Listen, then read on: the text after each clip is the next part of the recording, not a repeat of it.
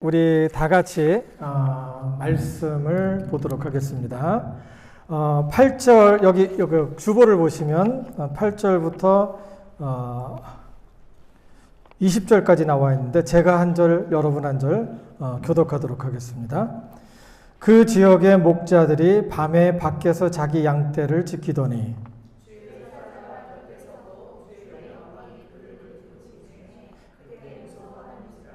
천사가 이르되 무서워하지 말라. 보라, 내가 온 백성에게 미칠 큰 기쁨의 좋은 소식을 너희에게 전하노라.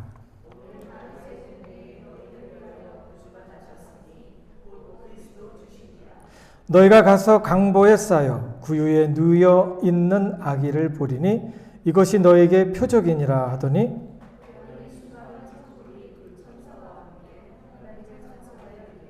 지극히 높은 곳에서는 하나님께 영광이요 땅에서는 하나님이 기뻐하신 사람들 중에 평화로다 하니라.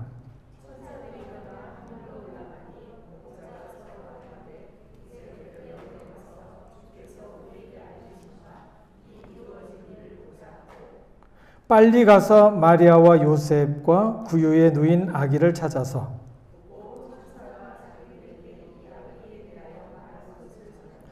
듣는 자가 다 목자들이 그들에게 말하는 것들을 놀랍게 여기되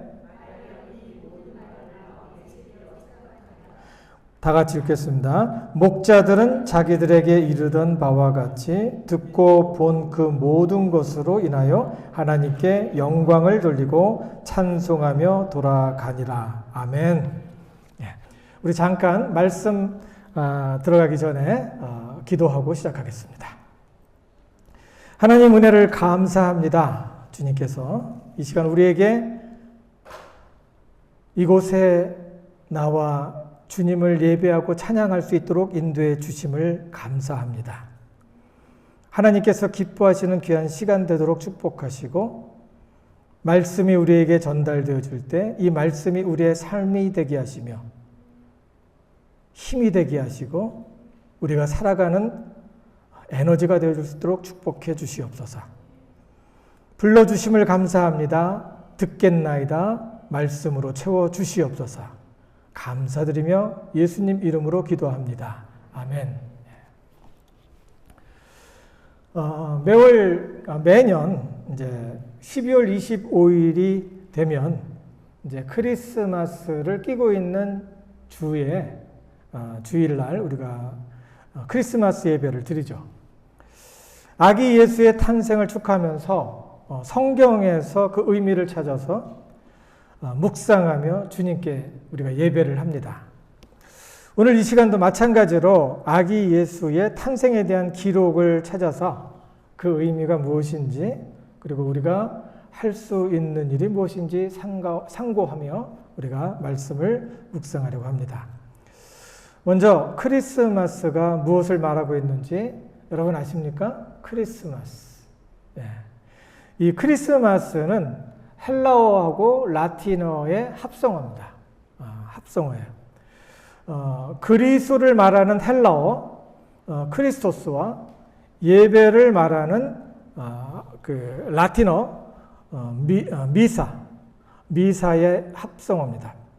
여기서 그리스도는 히브리어 메시아를 말하고 있는데 그 메시아라는 말의 뜻은 기름을 부음 받았다라는 소리예요. 기름 부음 받았다라는 뜻을 갖고 있어요.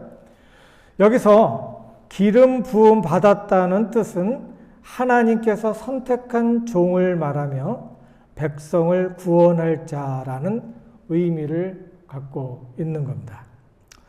그리고 미사라는 단어는 라틴어로 성만찬을 뜻하는 예배를 말하는데 로마 캐톨릭 교회 미사 예배를 드릴 때 사용하는 문구가 있습니다. 그것이 이테 미사 에스트입니다. 그것은 무엇을 말하냐면 가라, 예배가 끝났다입니다. 그래서 미사라는 말에는 보냈다라는 뜻을 갖고 있는데 여기 라틴어 미시오. 그래서 미시오 그러면 미션 많이 들어봤죠? 뭡니까? 선교라는 뜻을 갖고 있는 단어가 미션인데 그 미시오라는 말 속에 보냄을 받았다, 보냈다라는 뜻을 갖고 있는 겁니다. 선교사라고 하면 복음을 들고 나가서 복음을 전하도록 보냄을 받았다라는 뜻을 갖고 있는 겁니다. 그러므로 이제 크리스마스가 말하는 단어에 통합적인 의미가 있는데 그 의미는 아기 예수를 예배한 자들은 세상으로 나가서 구원의 소식을 전하라는 명령의 메시지입니다. 크리스마스, 명령의 메시지라는 거죠. 그래서 오늘 말씀의 제목을 크리스마스 합시다 그랬어요. 어색하죠? 크리스마스 합시다 라는 말이 어색하죠? 무슨 소리예요?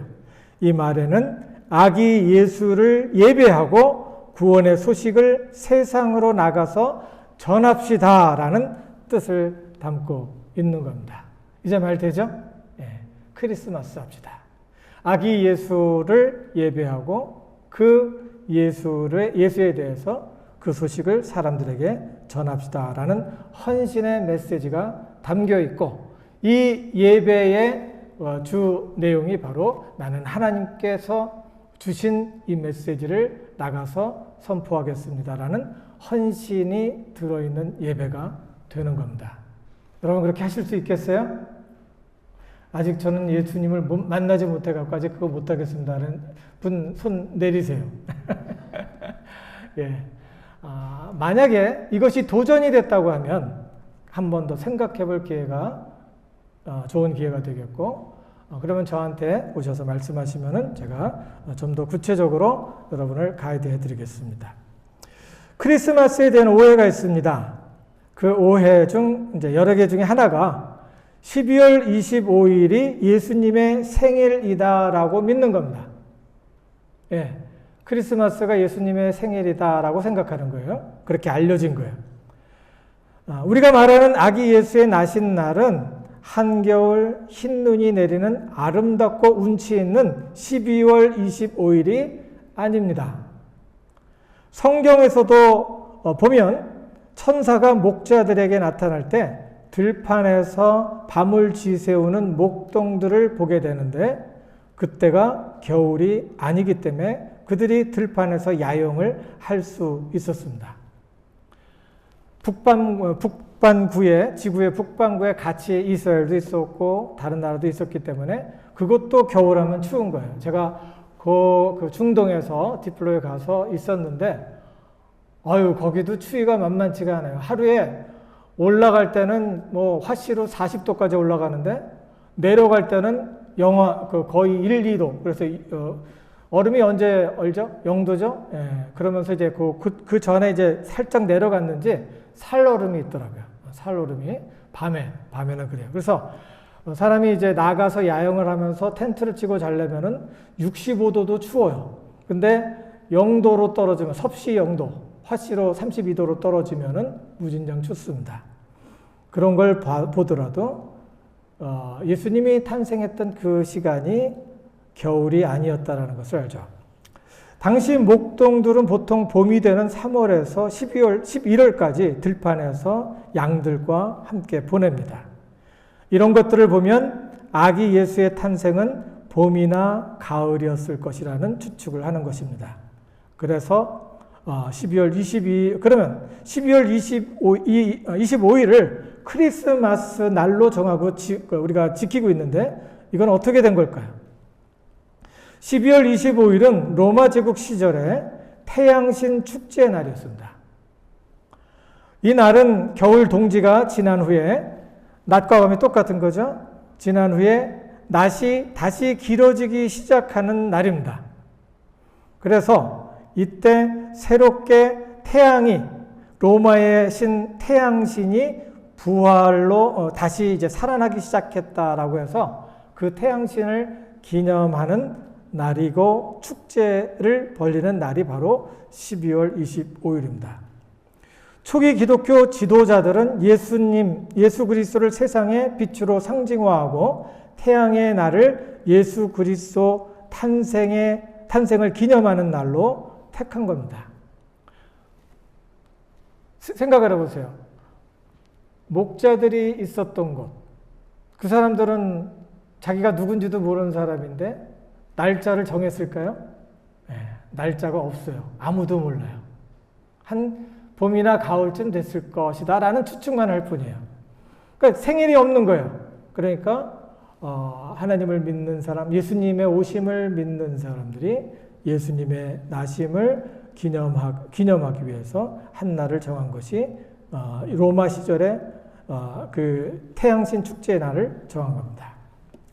왜? 예수님은 빛이기 때문에. 4세기 중반 336년에 콘스탄티누스 로마 황제 때 황제의 후원을 받으며 교황 율리우스 1세는 12월 25일을 아기 예수 탄생의 날로 정하고 교회력에 넣어서 크리스마스가 12월 25일이 된 겁니다. 12월 25일은 실제로 아기 예수의 탄생의 날이 아니고 아기 예수의 탄생을 기억하고 기념하기 위해서 상징적으로 제정한 날입니다. 결국 이날은 세상 사람들이 지내는 축제 분위기 속에서 그리스도 예수의 오심을 기억하고 기념하고 예배하는 날이며 예배 후에 나가서 세상에 아기 예수의 나심을 선포하고 알리기를 원하는 그리고 헌신하겠습니다라고 해서 제정한 날이죠.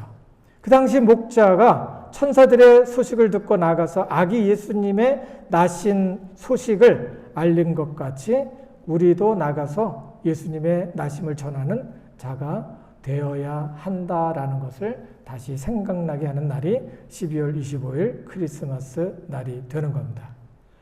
이 날을 기념하면서 나도 하나님 안에서 그리스도 예수를 내 마음에 모시고 이 아기 예수의 오심을 환영하며 사람들에게 전하겠습니다라는 그런 마음이 우리 가운데 있기를 간절히 바랍니다. 둘째는 오늘 읽은 본문의 내용이 주는 의미는 무엇인가 하는 질문입니다. 그 질문은 성령의 감동을 받아서 기록하는 누가의 관점에서 이야기가 전개가 됩니다. 복음서가 있죠. 이 복음서 예수 그리스도의 소식을 전하는 거죠. 이야기를 전하는데 복음서가 이제 몇 개가 있습니까? 4개. 그 중에 그 공간복음서를 나누는데 공간복음서는 3개예요. 3개는 뭐냐면은 마태, 마가, 누가복음을 공간복음서라고 하고 요한복음은 주제별로 따로 정리를 했다고 해서 이제 그 사복음서에 들어가지만 공간복음은 아닙니다. 이렇게 했는데 이제 그 마태와 누가가 이제 그 기록을 한 그런 내용들이 이제 따로 있죠. 누가복음은 누구에게 쓰는 편지라고 했죠? 여러분 그 성경을 읽는데 자세하게 안 보죠? 누가복음 1장 1절에서부터 2절 이렇게 보면은 누가복음은 데오빌로 각하에게 쓰는 편지라고 합니다. 거기에서 내가 자세히 그 내용을 알아보고 이렇게 정리해서 이 말씀을 기록해서 편지를 합니다라고 서신을 보냅니다라고 한 것이 그 누가복음의 시작입니다.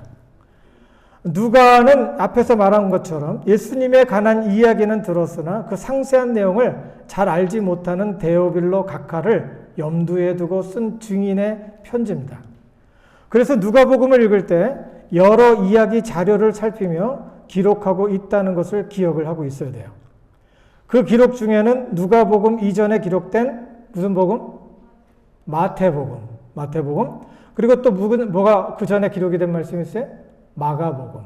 마가복음이 있었고 그 밖에 베드로를 통해서 들은 이야기와 다른 제자들을 통해서 들은 이야기가 있어요. 누가는 데오빌로와 헬라 문화의 영향을 받고 있는 사람들을 생각하면서 논리적으로 차근차근 이해가 잘 될 수 있도록 증거 자료를 검토하면서 생각하는 사람들을 마음에 검토하며 이제 생각하는 사람, 그 증거를 찾는 그런 그런 사람들을 마음에 두고 이 말씀을 기록합니다. 어떤 것은 반복되지 않게, 어떤 것은 더 상세히, 어떤 것은 더 간략히 정리를 하고 있는 겁니다. 이렇게 말씀드리면 성경 읽어보고 싶은 마음이 들죠? 안 들어요? 성경이 얼마나 재미있는데. 이 성경은 재미있는 이야기도 많고 진짜 이 성경대로 살면 이 성경이 내 인생을 새롭게 하는 그런 에너지들이 엄청나게 있어요. 알면 할수록 그 성경이 달콤해요. 어떤 분은 알면 할수록 귀만 커진다고 하는데 성경은 공부하면 공부할수록 하나님이 가까워지는 것을 느낄 수가 있게 됩니다.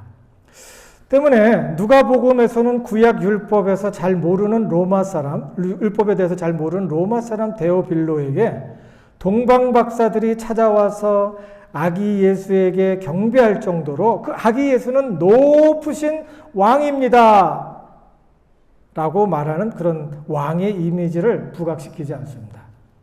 오히려 평범한 자들과 낮은 자, 천대받는 자들에게 찾아오신 인간의 몸으로 성육하신 예수님의 이미지를 부각시키고 있는 겁니다. 따라서 마태복음에서는 동방박사의 이야기를 하지만 누가복음에서는 동방박사 이야기를 넣어놓지 않고 있어요. 그리고 누가복음에서는 낮고 천한 사람들이 있었던 양치기 목자들에게 나타난 천사들의 이야기를 하는 겁니다. 왜 다른지 알겠죠? 성경이 그냥 막 쓴 게 아니에요. 그러니까 성경은 그 성경 진짜냐 이렇게 얘기하는 사람들이 있는데 안 읽어본 사람은 그런 얘기를 해요. 연구한 사람들은 상당히 재밌게 들어갑니다. 그 내용을 보면 양치는 목자들에 관한 아주 흥미로운 상황 묘사가 있어요. 그때 사람들은 호적하러 각각 고향으로 돌아갔다라고 합니다. 마리아하고 요셉이 호적에 이제 그 등록을 하려고 갈릴리, 한국으로 얘기하면은 강원도나 경상도에서 저기 그 전라도 강원도나 이제 경기도에서 저기 경상도로 내려가는 거예요. 인구의 대이동이 일어나요. 마치 한국의 추석을 연상하게 하는 겁니다. 많은 사람들이 호적 신고를 하기 위해서 이동을 하고 있는데 양치기 목자들은 한가롭게 들판에서 양을 치고 있는 모습을 묘사하고 있습니다. 그런 걸 보면서 왜 그랬을까라는 것을 생각해 볼 수 있어야겠죠. 그냥 덮어놓고 읽으면 무슨 뜻인지도 모르겠죠. 그들은 지금으로 말하면 족보도 없어서 호적하러 갈 이유가 없었던 거예요. 족보가 없어서. 내 어머니까지는 알지 모르겠어요. 어떤 사람은 엄마 아빠도 모르는 사람도 있죠. 그리고 그 이상은 잘 알지 못하는 사람들이에요. 이런 사람들에게 신분증도 없었어요. 아이디 카드도 없고 여기에 이제 홈레스들이 좀 있는데 아이디 카드가 없어서 정부의 혜택도 받지 못하는 사람들이 있는데 바로 그 사람들이 여기 베두인들, 이 양치기 목자들이었습니다. 결국 이 사람들은 버려진 사람들이고 희망이 없는 사람들이고 사회에서 사람 취급도 못 받고 정부의 혜택도 받지 못하는 그런 사람이었고 그 사람들은 사회적인 평판도 좋지 않았습니다.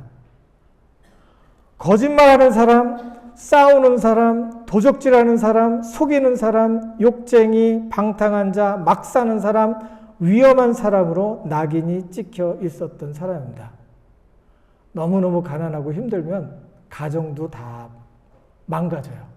파괴가 된다. 다 뿔뿔이 흩어진다는 거예요. 이 사람들은 그런 사람이었어요. 지금으로 말하면 경제적인 것뿐만 아니라 정서적으로도 안정되지 않은 사람들도 포함됩니다. 겉은 멀쩡한데 마음이 병들어서 정상적인 사람의 기능을 하지 못하는 사람들도 포함이 됩니다. 누굽니까? 믿을 수 없고 신뢰할 수 없고 소망 가운데 어떤 확신을 가질 수 없는 환경에서 이리저리 치여 살다가 불안하고 불신, 원망, 증오, 미움, 시기, 다툼, 절망 속에 빠져서 헤어나오지 못하는 사람들도 포함하고 있다는 겁니다. 요즘에 화난 사람들이 많아요. 괜히 화나는 사람들이 되게 많아요. 그냥 마음이 안정이 돼갖고 입만 이렇게 열고 조금만 건드려 놓으면 막 그냥 묻지 마 살인을 한다든지 이런 사람들이 많이 있어요. 상당히 힘든 상황 속에서 우리가 살고 있죠. 우리는 그래도 절제한다고 해도 그렇지 못한 사람들이 있어요. 이런 사람들도 포함하는 거예요. 사람들의 기억 속에서 사라졌고 알아주는 사람도 없고 인정받지도 못하는 사람, 인생의 의미를 잃어버린 지 오래되었고 인생의 보람도 없습니다. 그냥 살아요. 사회적인 관계가 이미 깨졌던지 아니면 계속해서 관계를 깨고 있으면서 자신의 동굴 속에 들어가서 혼자서 고립된 삶을 살아가는 사람들도 포함됩니다. 이 사람들은 경건하지도 않고 거룩하지도 않고 건강하지도 않습니다. 이런 사람들에게 천사가 구원을 주실 아기 예수의 탄생 소식을 가져온 것은 획기적인 일입니다. 10절에 천사가 이르되 무서워하지 말라. 보라, 내가 온 백성에게 미칠 큰 기쁨의 좋은 소식을 너에게 전하노라. 11절, 오늘 다윗의 동네에 너희를 위하여 구주가 나셨으니 곧 그리스도 주시니라. 목자들에게 나타난 천사들이 그 버려진 사람들 중에서 그래도 조금 더 선하고 순한 사람을 찾아온 것도 아니라는 거예요. 투박하고 말투도 곱지 않고 그리고 좋지도 않은, 믿을 수도 없는, 신뢰할 것이 하나도 없는 그런 사람들을 찾아온 것입니다. 경건하지도 않고 거룩하지도 않고 건강하지도 않은 사람들을 찾아온 거예요. 이성적이지도 않고 합리적이지도 않고 감정적이고 실수와 모순투성이인 사람들을 찾아온 것입니다. 착하게 살아보겠다고 다짐했는데 다시 어두움에 들어가서 허우적거리는 사람들, 의지가 박약한 사람들에게 찾아온 겁니다. 이게 무엇을 의미할까요? 아, 그랬구나. 이 정도가 아니에요. 나도 가능성이 있다는 겁니다. 나도 하나님의 영광을 이 땅에서 볼 수 있는 가능성이 있다는 거예요. 나의 삶 속에서도 하나님의 영광이 나에게 미칠 수 있다라는 가능성을 이야기하는 겁니다. 만약에 아기 탄생에 대해서 천사들이 그 화려한 성전에 가서 선포를 했다고 하면 이 목자와 같은 사람, 이런 사람들은 멀리 발치도 못 갑니다. 사실 이 사람들은 양치기였는데 성전에서 사용하는 양들, 제사를 드리기 위해서 필요한 그 양들을 기르고 있었던 사람이에요. 이 사람도 성전하고 연결은 되어 있지만은 성전 근처도 갈 수가 없는 사람이었어요. 냄새나고 더럽고 추악하고 입만 벌리면 욕 나오고 이게 습관이 되어 있는 이런 사람들이었어요. 만약에 예수님이 화려한 성전, AC도 나오고 멋있게 지금 이렇게 해놨잖아요. 이런 성전, 그리고 피아노도 있고 뭐 밴드도 있고 뭐 이런 곳에 예수님이 나셨다면은 모르겠어요. 여기 몇 분이나 그 예수님의 영광을 볼 수 있는지. 바로 그런 것입니다. 그런 곳에 오신 것을 보게 되니까 하나님 감사합니다. 하나님 이것이 은혜입니다라고 무릎 꿇고 고백할 수 있는 겁니다. 여러분 가슴에 손을 얹고 한번 생각해 보세요. 여러분 자격 있어요? 3살짜리, 5살짜리 무슨 그 죄를 졌으면 얼마나 졌겠어요. 물어보면은 거짓말하면은 막 숨어요. 의인은 없나니 하나도 없다라고 하는 것이 성경 말씀이에요.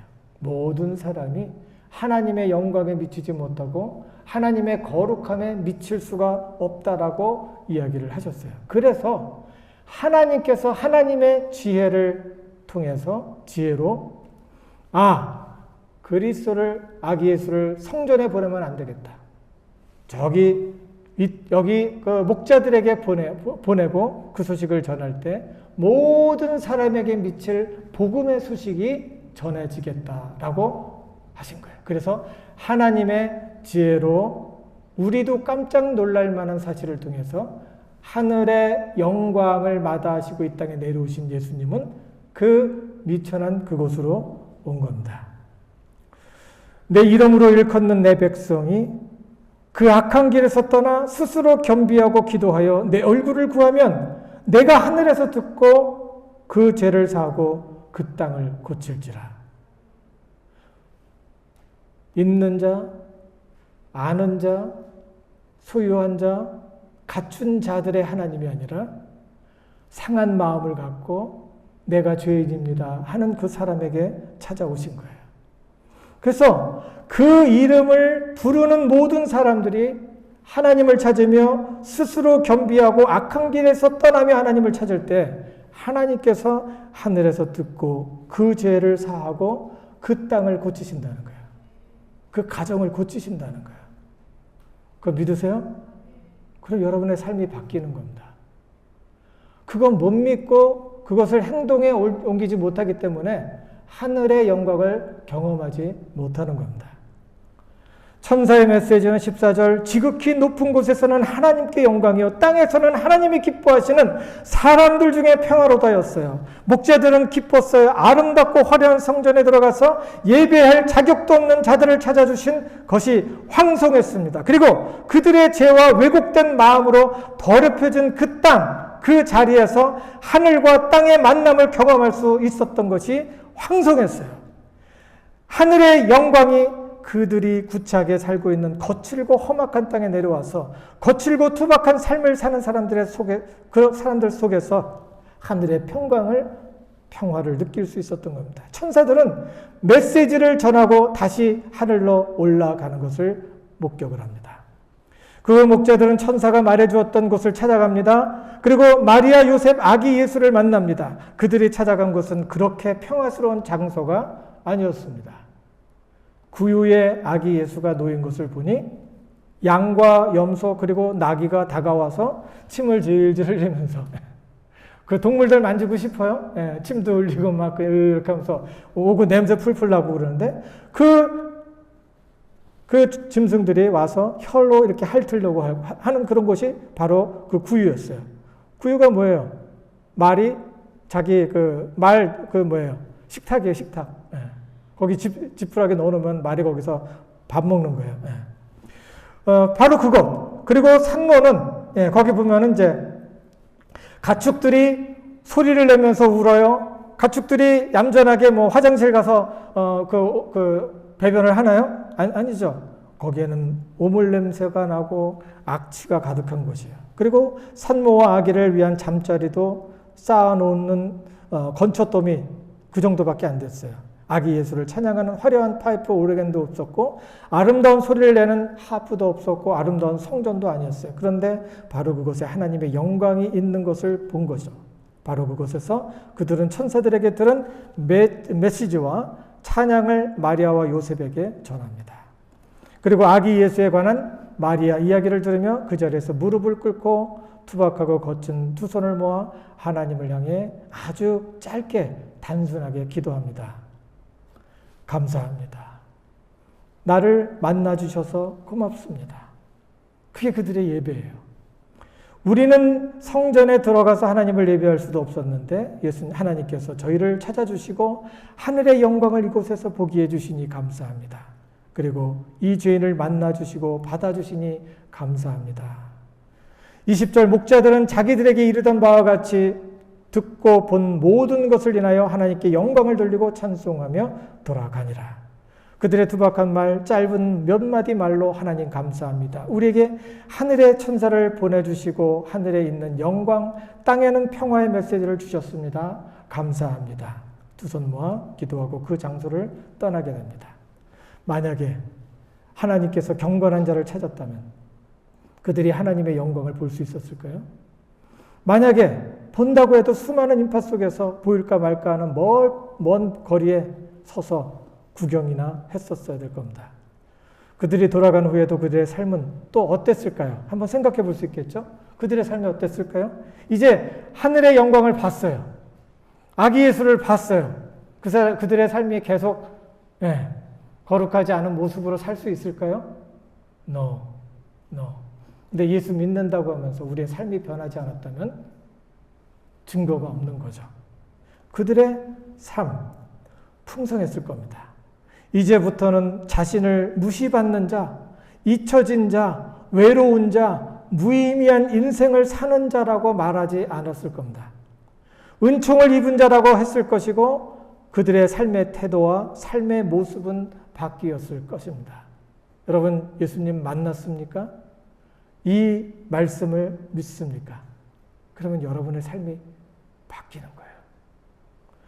크리스마스는 그리스도 구원자로 오신 아기 예수를 예배하고 기념하는 날이죠. 예수가 태어난 날이기에 신령한 날이 아니라 예수를 기념하고 기억하는 날이고 아기 예수의 소식을 전하도록 목자들처럼 보냄을 받았다는 것을 말하는 거예요. 그래서 귀중한 헌신의 날입니다. 이 날을 기뻐하며 아기 예수를 예배합시다. 아기 예수가 오신 구원의 소식을 전하겠습니다 하며 주님께 헌신하는 시간이 되고 헌신하는 날이 될 수 있기를 바랍니다. 하나님을 만난 사람은 구경꾼이 아닙니다. 크리스마스는 구경꾼의 날이 아닙니다. 크리스마스는 목자들과 같이 천사들에게 들은 소식을 전하는 증언의 날입니다. 아직 예수님을 마음의 구원자로 받아들이지 못했다면 하늘과 땅의 소식을 전하는 천사의 소리를 듣고 아기 예수를 마음의 구주로 받아들일 수 있기 바라요.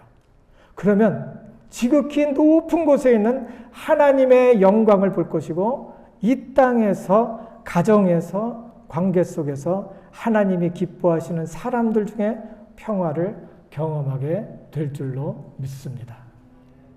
다 같이 머리 숙여 기도하겠습니다. 여러분, 예수님의 이름으로 초청합니다. 천사들의 소식, 아기 예수가 구원자이심을 마음에 받아들이겠습니까? 예수님을 삶의 주님으로 받아들일 때 인생의 구원이 시작이 됩니다. 절망의 환경에서 희망을 볼 것입니다. 마음의 치유와 건강을 회복할 것입니다. 무너진 관계가 다시 세워질 것입니다. 지옥 같은 내 처지가 천국으로 변할 것입니다. 마음의 영혼이 맑아질 것입니다. 마음의 평화가 시작될 것입니다. 미움과 증오가 사랑과 희망으로 바뀔 것입니다. 예수님을 삶의 구주로 모시기 바랍니다. 그리고 말씀을 읽으며 생각하시고 삶의 태도를 바꾸어 천국을 경험하시기 바랍니다. 그러면 그 삶의 여정이 행복할 것입니다. 하나님 은혜를 감사합니다. 예수님을 마음에 초청하며 예수님의 능력으로 살아가기를 원하는 귀한 성도 위에 축복하시고 지금부터 영원까지 함께 하옵소서. 우리를 원하신 예수님 이름으로 기도합니다.